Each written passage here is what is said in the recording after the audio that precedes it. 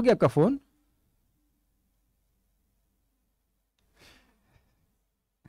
रहने दीजिए, सबके पास फोन तो है ना? ठीक। हम लोग श्रीमद् भागवतम के दूसरे स्कंद के 9वें अध्याय के 5वें श्लोक को देख रहे हैं। चौथे में आपने देखा था, आत्मतत्व विशुद्ध्यर्थम यदाह भगवान ऋतम ब्रह्मणे दर्शयन रूपम अव्यलीक वृतादृतः। आत्म तत्व यानी कि परमात्मा के तत्व, भगवान के तत्व यानी और आत्मा का तत्व, जीवात्मा के तत्व के विशुद्धि अर्थम के ज्ञान के लिए यद आह, जिसे कहा था भगवान ऋतम, जिस ऋतम रूपम भगवान दर्शन, भगवान ने जिस सत्य रूप को ब्रह्मा जी को दर्शन करके वो तत्व का वर्णन किया था। क्यों किया था? अव्यलीक व्रताद्रता, ब्रह्मा जी के द्वारा निष्कपट व्रत के द्वारा आदृत यानी पूजित होकर भगवान ने ऐसा किया था।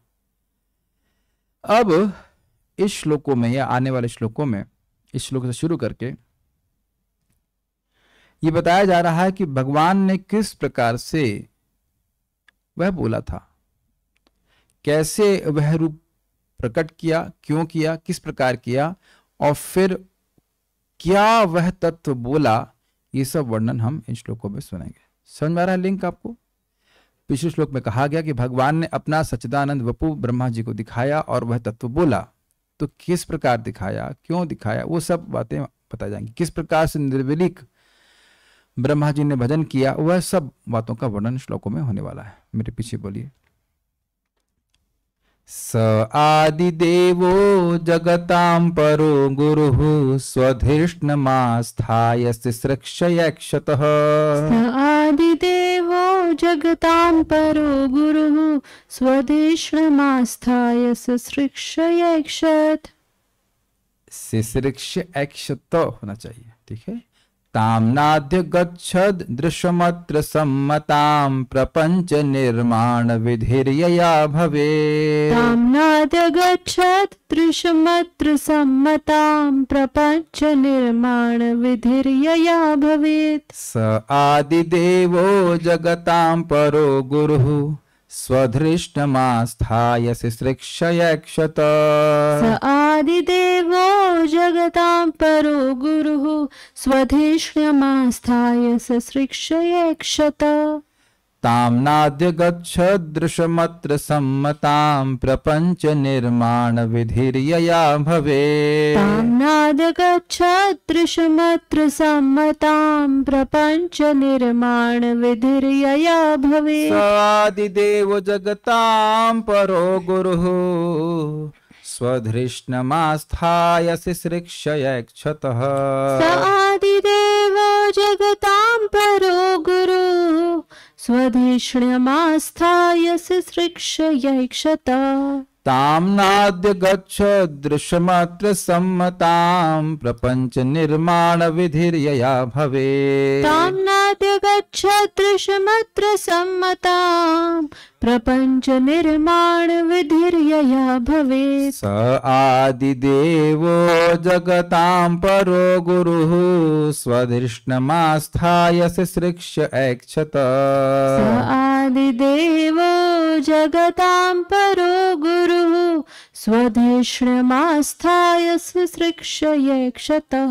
ताम्नाद्य गच्छदृशमत्र सम्मतां प्रपंच निर्माण विधिर्यया भवेत्। ताम्नाद्य गच्छदृशमत्र सम्मतां प्रपंच निर्माण विधिर्यया भवेत्। बोलिए। स आदिदेवो जगतां परो गुरुः स्वधिष्णमास्थाय सृक्षयक्षतः। स आदिदेवो जगतां परो गुरुः स्वधिष्णमास्थाय सृक्षयक्षत। ताम्नाद्य गच्छदृशमत्र सम्मतां प्रपंच निर्माण विधिर्यया भवेत्। ताम्नाद्य गच्छदृशमत्र सम्मतां प्रपंच निर्माण विधिर्यया भवेत्। सभी लोग साथ में बोलिए। स आदिदेवो जगतां परो गुरुः स्वधिष्णमास्थाय सिसृक्ष्य ऐक्षत तां नाद्य गच्छ दृश्यमत्र सम्मतां प्रपंच निर्माण विधिर्यया भवेत्। बहुत अच्छा श्लोक है, केवल गाने में ही कितना अच्छा है। प्रथम गुरु एवं ब्रह्मांड के सर्वश्रेष्ठ जीव होते हुए भी ब्रह्मा जी अपने कमल आसन के स्रोत का पता न लगा सके, और जब उन्होंने भौतिक जगत की सृष्टि करनी चाही तो वह यह भी न जान पाए कि किस दिशा से यह कार्य प्रारंभ किया जाए, न ही ऐसी सृष्टि करने के लिए कोई विधि ही ढूंढ पाए। देखिए, जगताम परह गुरु, ब्रह्मांड के परम भक्ति रहस्योपदेष्टा गुरु। परह मतलब परम और गुरु मतलब भक्ति का उपदेश देने वाले। भक्ति सारे ज्ञान में सर्वश्रेष्ठ रहस्य है, उसको जानने वाले ब्रह्मा जी हैं। आप जानते हैं कि ब्रह्मा जी से एक वैष्णव परंपरा प्रारंभ होती है, ब्रह्म गौड़ संप्रदाय से हम कहते हैं। तो सीधे भगवान के शिष्य हैं और परम गुरु हैं। भगवान और उनके बीच में और कोई गुरु नहीं, सीधे भगवान के शिष्य हैं, यानी कि ज्ञान की दृष्टि से सर्वोत्कृष्ट हैं।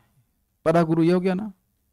सह आदि देव, वह प्रथम देवता ब्रह्मा। आदि देव का मतलब है कि जितने भी व्यष्ट जीवात्मा हैं उनके ये नियामक हैं। भूतात्मा शब्द आया था, सभी व्यष्टि जीवों के, इंडिविजुअल जीवों के ये नियामक है। स्वधिष्ठयम आस्थाय, अपने कमल आसन पर स्थित होकर। अब देखिए ये शब्द बड़ा आसान से लग रहा है आपको, स्वधिष्ठम आस्थाय, अपने कमल आसन पर स्थित होकर, लेकिन इसके पीछे बड़ा रहस्य है। जब ब्रह्मा जी की उत्पत्ति कमल से हुई तो उन्होंने प्रश्न किया कि मेरा स्रोत कौन है, और उसके बाद सब तरफ देखा तो समझ नहीं आया और कमल की नाल में वह कूद गए। मैं देखता हूँ आगे फोटो भी बनाई होगी मैंने, देखता हूँ, हाँ ये फोटो आप देख सकते हैं। यहाँ पे आपको ब्रह्मा जी कमल पे आसीन दिख रहे हैं और आपको भगवान विष्णु भी दिख रहे हैं, लेकिन उनको भगवान विष्णु नहीं दिखे थे, उन्हें केवल कमल दिखा और कमल की नाल दिखी। तो उस कमल की नाल में वह कूद गए अंदर, कि इसका स्रोत जरूर उसके पीछे नीचे होगा, लेकिन वह स्रोत नहीं मिला, भगवान विष्णु नहीं मिले। कई बार ऊपर गए, नीचे गए, नीचे गए, ऊपर गए, ऊपर गए, नीचे गए, नहीं मिला।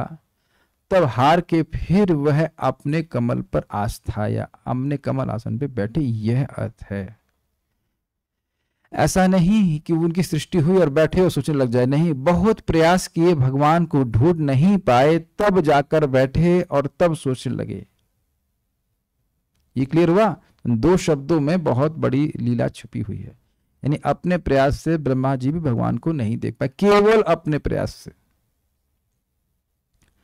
उसके बाद वहां स्थित होकर सिशिक्षा, जगत की सृष्टि करने के लिए इच्छा करी तो ऐक्षतः, सिशिक्षा ऐक्षतः मतलब विचार करने लगे कि भाई जगत की सृष्टि कैसे होगी। तो अत्र, उस सृष्टि के विषय में, अत्र का मतलब होता है यहां, तो अत्र का मतलब यहां का मतलब है यहां, मतलब कमल आसन बैठे हैं और अब विचार कर रहे हैं कि सृष्टि कैसे होगी। तो इस सृष्टि के विषय में जो विचार चल रहा था उसमें सम्मताम, सम्मताम मतलब जो हर प्रकार से ठीक हो। तो इसलिए कह रहे अव्याभिचारी, अर्थात उचित राह क्या है, किस दिशा से मैं सृष्टि करना शुरू करूं।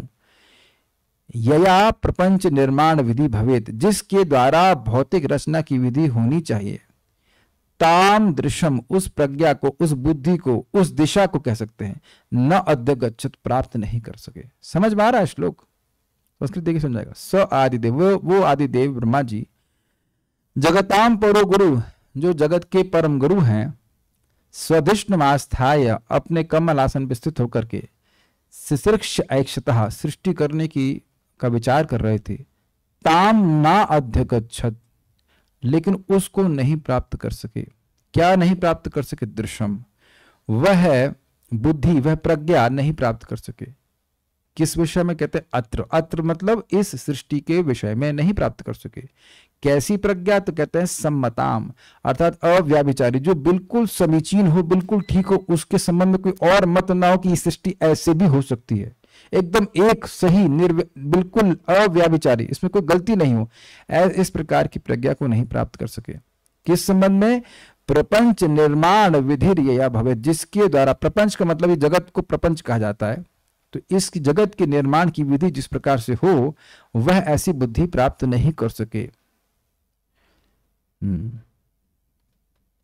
अब आप देखिए श्री भगवान के भजन से तत्व ज्ञान की प्राप्ति होती है। इसको पिछले श्लोक से बताया गया था।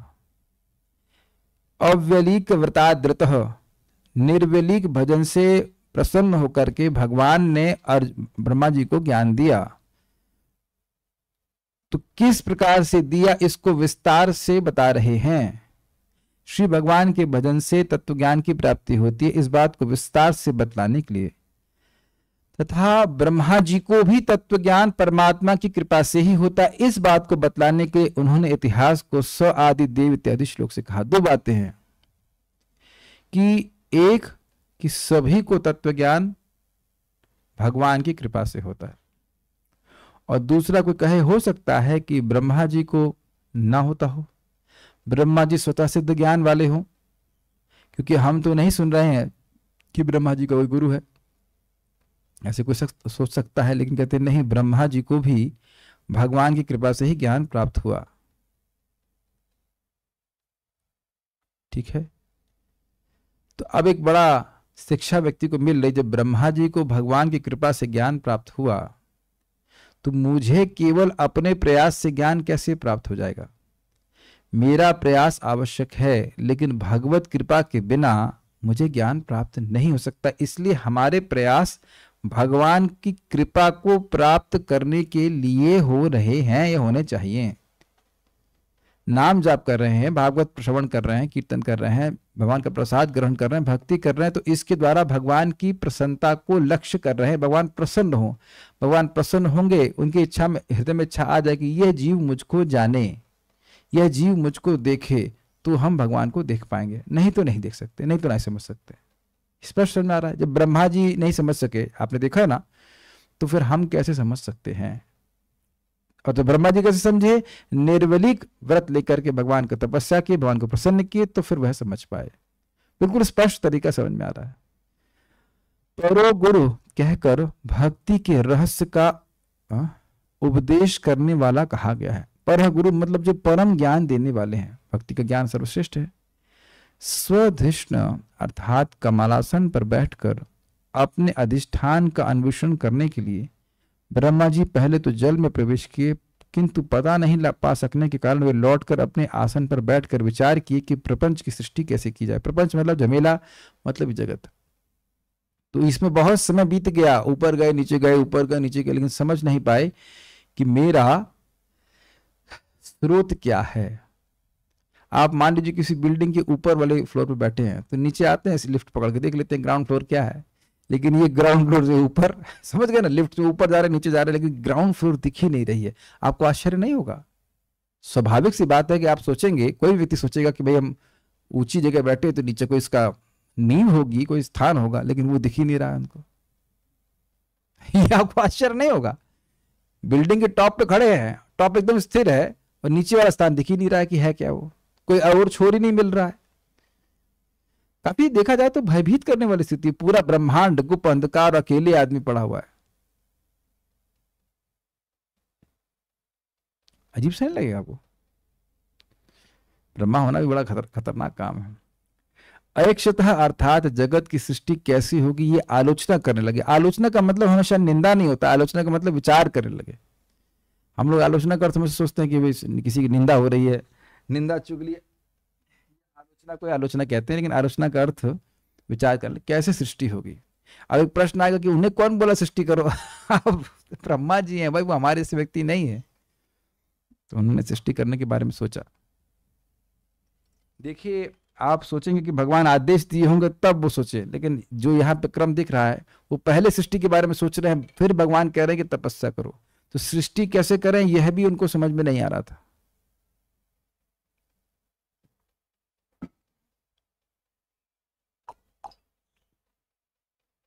अपना स्रोत के बारे में नहीं पता रहा, उनकी सृष्टि कैसे हुई यह भी नहीं समझ में आ रहा, और उनका जो कर्तव्य है, जो उनकी सेवा है, वह कैसे करें यह भी समझ नहीं आ रहा था। ब्रह्मा जी का काउंसलर कौन है? तो आप देख रहे हैं कि काउंसलर कौन है ये भी समझ में नहीं आ रहा था। किससे किससे पूछे वो? तो बड़ी इंटरेस्टिंग, बड़ी गहन परेशानी हो रही है।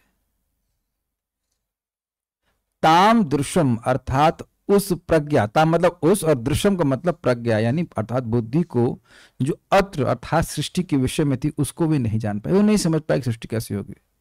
सम्मताम अर्थात अव्यभिचारी बुद्धि, मतलब जिसके संबंध में कोई अरे ऐसे भी सृष्टि कर सकते हो और वैसे भी कर सकते हो, ऐसा कुछ भी नहीं है। और विधि अर्थात प्रकार, किस प्रकार मैं प्रपंच के निर्माण को करूं, ये वो नहीं समझ पा रहे। क्रम संदर्भ अलग अलग लिंग से बताए गए हैं। भगवान ने ब्रह्मा जी को किस तत्व का उपदेश किया, इसका वर्णन करने के लिए यह वर्णन कर रहे हैं कि भगवान ने किस प्रकार ब्रह्मा जी के समक्ष स्वयं को प्रकट किया। समझने का प्रयास कीजिए। 2.944 में कहा कि आत्म तत्व विशुद्धिर्थम यतः भगवान नृतम, भगवान ने वह तत्व कहा जिसके द्वारा आत्म तत्व का ज्ञान हो जाता है। तो कहते हैं क्या कहा, उसका वर्णन करने के लिए यह वर्णन कर रहे हैं कि किस प्रकार भगवान प्रकट हुए। पिछले श्लोक में कहा कि भगवान ने अपना सच्चिदानंद रूप स्वरूप दिखाया, तो किस प्रकार दिखाया इसका वर्णन करके फिर वह वर्णन करेंगे कि क्या भगवान बोले। अच्छा लिंक है सारा दर्शनी। न केवल भगवत रूप ही अपितु भगवत लोक एवं भक्त भी काल एवं माया के अतीत हैं, तथा इस तथ्य को दर्शाने हेतु वह कथा प्रस्तावना को प्रारंभ करते हुए श्लोक कहते हैं। ये हमने पहले सुना था भी पिछले श्लोकों की टीकाओं में कि भगवान तो काल और माया के परे है ही, भगवान के शुद्ध भक्त भी परे हैं और भगवान का धाम भी परे है। तो इस सब बातों को आगे वह हम दिखाएंगे, बताएंगे। तो इस संबंध में वो कथा को शुरू करें। इसके बाद जो टीका सारार्थ दर्शनी की है वो बिल्कुल श्रीधर स्वामी की टीका के अनुसार है, इसलिए मैं उसको छोड़ दिया। बाल प्रबोधनी, यदि ब्रह्मा जी के लिए भी साधन और भगवत अनुग्रह के बिना कार्य विषय के ज्ञान भी दुर्लभ है, तो अन्यों के लिए साधना आदि के बिना भगवत तत्व ज्ञान दुर्लभ है, इस विषय में क्या कहना। इस आशय से ब्रह्मा जी के जन्म और ज्ञान की महत्ता को कहते हैं। जगताम आदि देव अर्थात जगत के उत्पादक, और परो गुरु अर्थात सर्व रहस्योपदेष्टा। समझने का प्रयास कीजिए।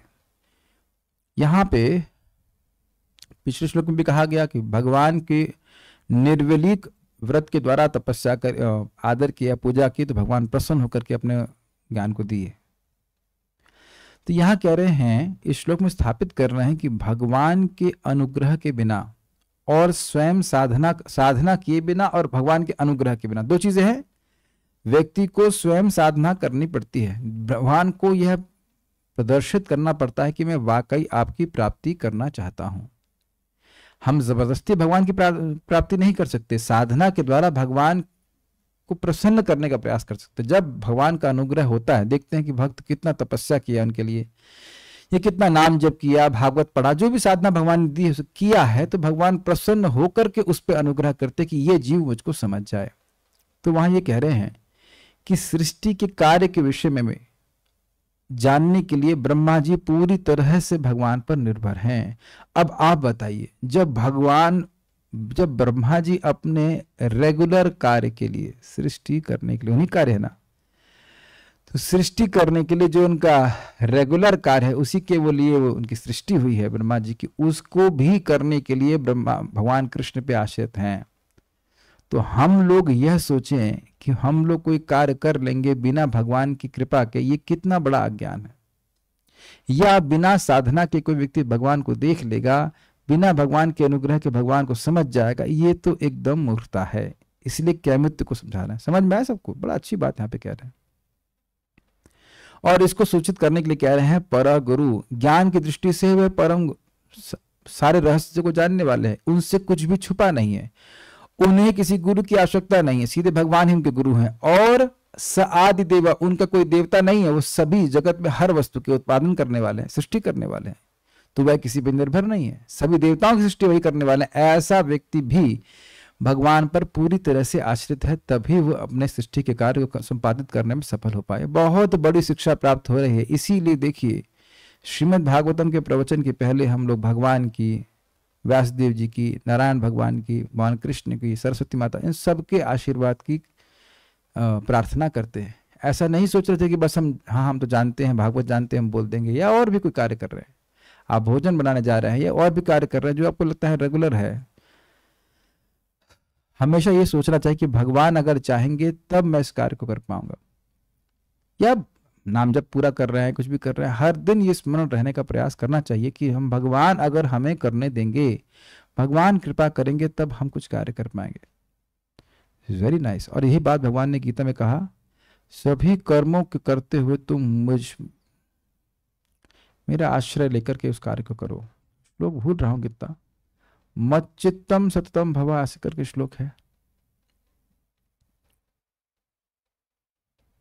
तात्पर्य, यह श्लोक भगवान के रूप और धाम की दिव्य प्रकृति की व्याख्या की प्रस्तावना है। अर्थात इसके आगे वर्णन किया जाएगा कि भगवान का रूप और भगवान का धाम किस प्रकार से दिव्य है, काल और प्रकृति के परे है।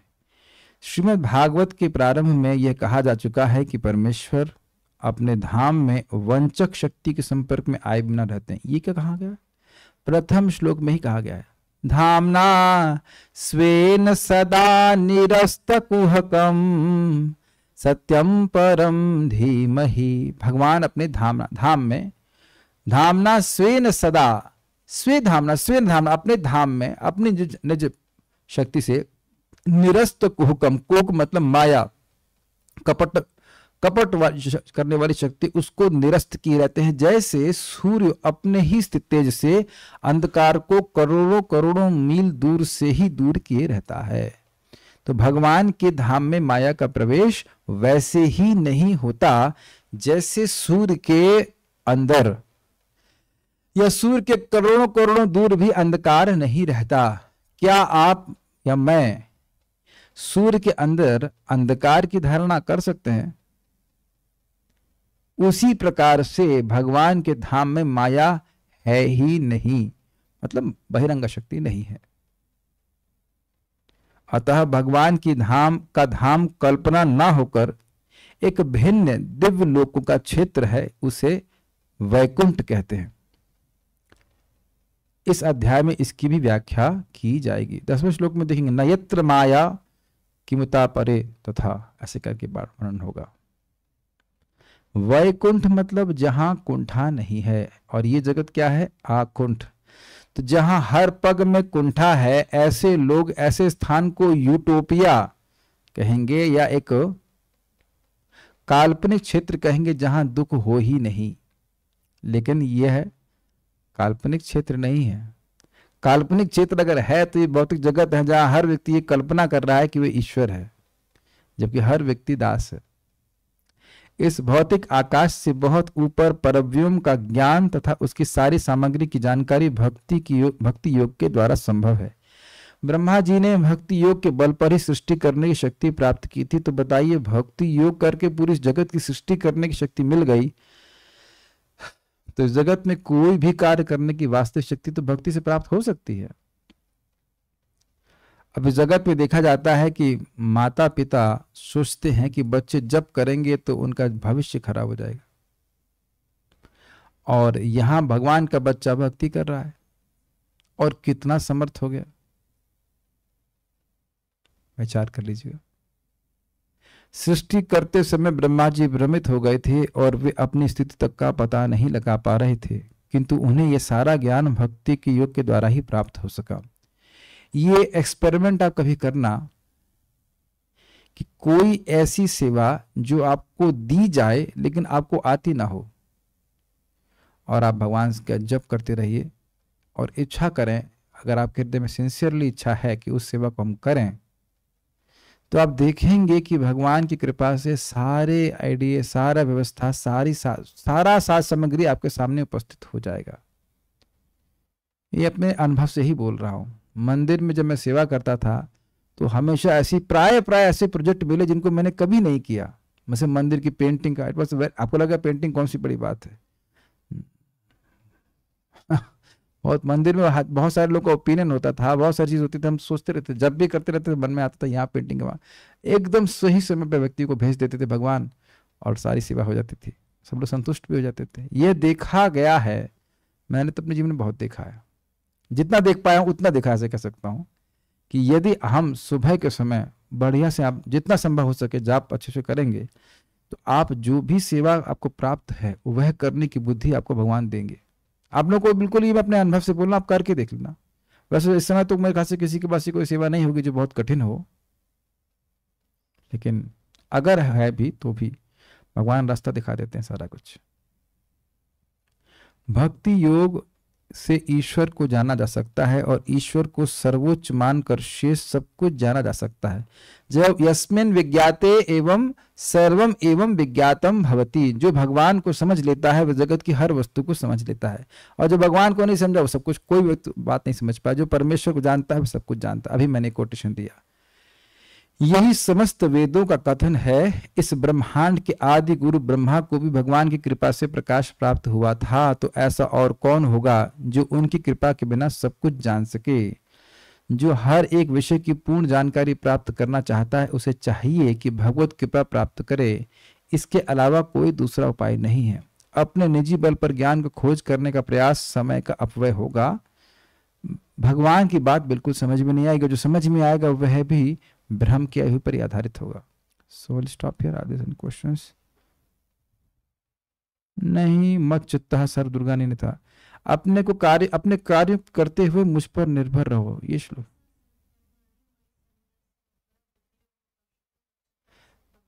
हाँ, एक तो ये भी है, चेतसा सर्व दुर्गाणी सर्व कर्माणी। इसमें जरा उसका ट्रांसलेशन दीजिए, इसको दीजिए।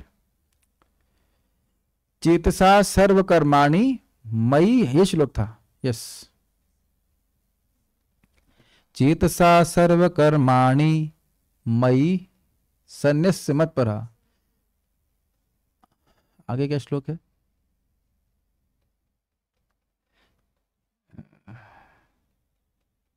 ये तो आपने 18.57 आपने कौन सी भाषा में इसका अनुवाद लिखा है? रुकिए, मुझे श्लोक तो मिल ही जाएगा, रुक जाइए। श्लोक तो आपने सही ढूंढा है, 18.57। यस, यही था। चेतसा सर्व कर्माणि मयि सन्न्यस्य मत्परः बुद्धि योगम उपाश्रित्य मच्चित्तम सततं भवः। और उसका अनुवाद क्या है? सारे कार्यों के लिए मुझ पर निर्भर रहो और मेरे संरक्षण में सदा कर्म करो, ऐसी भक्ति में मेरे प्रति पूर्णतया सचेत रहो। तो ये बड़ा अच्छा है, सारे कार्यों के लिए मुझ पर निर्भर रहो। यह समझे कि जीव भगवान की इच्छा के बिना कुछ नहीं कर सकता।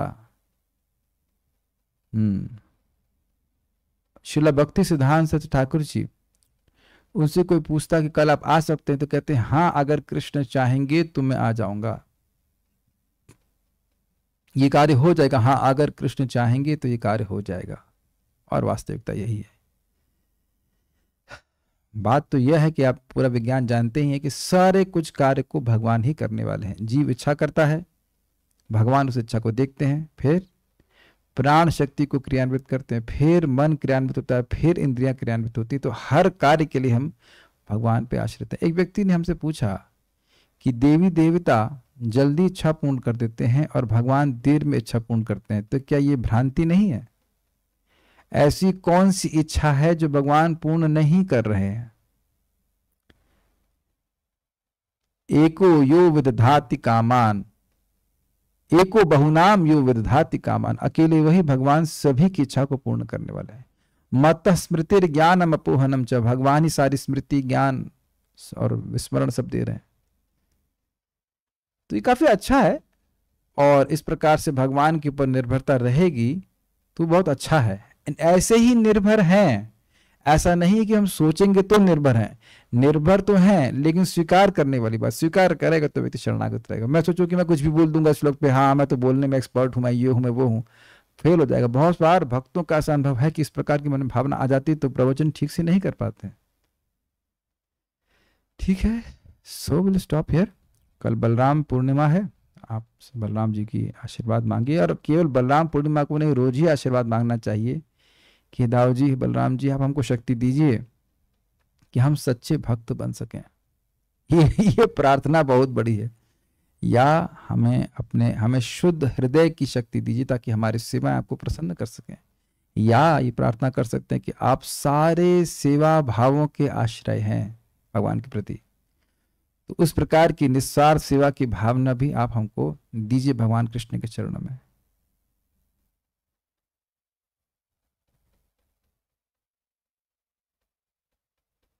मेरे प्रति पूर्णतः सचेत रहो। यस मीन्स हर काम के लिए शरण ग्रहण करें। हाँ तो है ना, हर काम उन्हीं की कृपा से तो हो रहा है, तो शरण लेने में क्या दिक्कत है? क्या ये अच्छा नहीं है? अगर जो व्यक्ति सहायता कर रहा है निरंतर, उसकी प्रति कृतज्ञता की भावना रखना क्या ये अच्छी बात नहीं है? क्या ये एक जेंटलमैन जेंटल वुमन का लक्षण नहीं कि जो व्यक्ति सहायता कर रहा है उसके प्रति कृतज्ञता की भावना रहे? जीव भगवान दे रहे हैं, माला भगवान दे रहे हैं, और अरबों खरबों मनुष्यों में से हम लोगों को चुन करके हरे कृष्ण मंत्र दिए हैं, जबकि चुन चुन के सब गलत काम किए हैं। ऐसा तो नहीं कह सकते। अज्ञान में क्या क्या नहीं किए बताइए, फिर भी भगवान चुन लिए और जाने भी नहीं दे रहे हैं। भगवान की कृपा से ही हम लोग टिके हैं भक्ति में, है ना? तो क्या कृतज्ञता नहीं होनी चाहिए? तो अच्छा है ना। दिस इज, कोई कहता है इस्कॉन की, कोई व्यक्ति कह रहा है हाँ, कि वो व्यक्ति इस्कॉन की निंदा कर रहा है, तो जो कर रहा है वो मूर्ख है। International society for Krishna consciousness, क्या आप कृष्णा कॉन्शियसनेस की निंदा कर रहे हैं? इसका मतलब आप भक्ति की निंदा कर रहे हैं। कृष्ण चेतना की निंदा की जानी चाहिए। कृष्ण कॉन्शियसनेस मतलब कृष्ण का स्मरण करना, तो ये निंदनीय विषय है। इसमें दोष क्या है? जो मूर्ख कहे कि इस्कॉन में ये हो रहा है, इस्कॉन में वो हो रहा है, इस्कॉन में तो कुछ नहीं हो रहा है। इस्कॉन में तो केवल कृष्ण कॉन्शियसनेस होनी चाहिए, है ना? International society for Krishna consciousness, कृष्ण चेतना में तो, और कृष्ण माया चेतना तो है नहीं, दो ही चेतना है, कृष्ण चेतना माया चेतना। तो कृष्ण चेतना की निंदा क्यों की जानी चाहिए? हाँ, वो संस्था में अगर कुछ लोग ऐसे हों जो कृष्ण चेतना में नहीं हो तो ठीक है, वो रहते रहे, लेकिन जो लोग कृष्ण चेतना में वो तो इस्कॉन में ही है, उनकी निंदा क्यों की जानी चाहिए? जो कर रहा है वो कृष्ण कॉन्शियस नहीं है ना? सिंपल सी बात। मत चित्तम सततम, क्या दिक्कत क्या है? भगवान का स्मरण करने से दिक्कत क्या है? बल्कि आप यही देखिए कि इस प्रकार सामान्य कार्यों को करते हुए भी आप भगवान का स्मरण कर सकते हैं। रोटी बना रहे, कुछ बना रहे, अच्छा बना, भगवान की कृपा है बन गया।